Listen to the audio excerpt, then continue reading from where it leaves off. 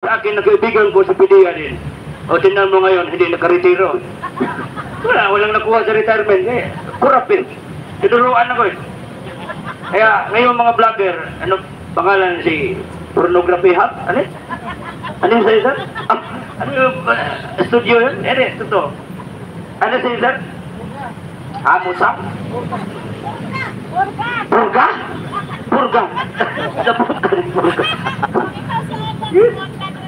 Ha? Okay. Sabi ka ng iPhone yan. May isang salita ako. Pag naka-away ko ng gig, it's a way of thanking you all by, you you share your videos, nakita lahat ng mga tao sa Pilipinas na ganito ka-isog ang tao ngayon. Kaya kung wala pa kayong kain, wala pa kayong dinner, pareho tayo. Wala din akong kain. Kaya, pag wala, ano bang gawin natin? Boom, ang arinula mo. Sige, tawagin natin yung ating host. Pahinga lang ako sa gilid. Ang akong sipon, kagawasan mo na rin. Sabihin mo kay Mar, mag-isip mo na ako, Mar. Pangatlong isip ko na yun, Mar. Pang wala pa ito sa speaker natin. Ay, bago pa pala. Okay na bong? Uli na nito bang? Pakinggan naman natin sa ngayon before we continue. Okay na yung panahon, bumaba na rin yung palakpakan po natin ang presidente ng OFW Global. Nandito po sa atin. Kasama po natin ngayon. Sino pang... ikaw na muna ate. Ate, palakpakan natin. Walang iba kundi si Miss Chay Asido Bogo. Siya po yung presidente ng OFW lahat po Global. Alright. Ito ata yung napasimuno ng no remittance eh. Kaya galit na galit ang palasyo sa'yo. Wala na daw silang makurakot. Wala naman pera. Okay, ito siya palakpakan natin. The President Chay Asido. Sir, lapit. Para mas klaro yung pag-picture niyo po. Dito po, lapit. Dali, sir, dali. Selfie tayong dalawa. Okay na? Okay. Kami po ay galing pa ng Davao.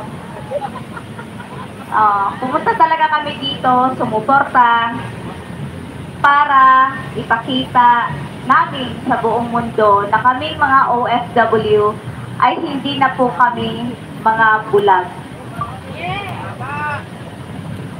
Kung noon ang mga OFW, ang pakialam lang po namin ay kung paano namin bubuhayin yung aming pamilya. Ngayon, sa nakikita po namin na naiba na ang takbo ng administrasyon, nakialam kami dahil nakita namin kay Tatay Digong na may pag-asa pa ang bansa natin. Nakita namin sa kanya kung paano niya minahal ang mga OFW, kung paano niya binigyan ng maayos na serbisyo yung mga OFW. Kaya ngayon, halos lahat ng OFW ay nagdadalamhati sa nangyari po doon sa tinuturing nating tatay ng ating bayan. Siya lang po ang nag-iisang tao na merong political will na wakasan ang droga sa Pilipinas.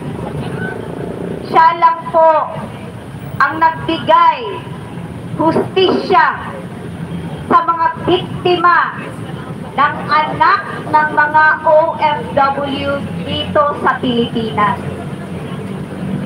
Sa panahon po ni Tatay Digong, ang mga OFW po ay kampante pong nagtatrabaho sa ibang bansa dahil ramdam nila na safe yung kanilang mga anak na maglalakad ng gabi mula sa paaralan.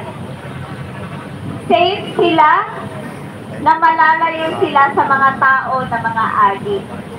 Malalayo sa mga krimen. Yun po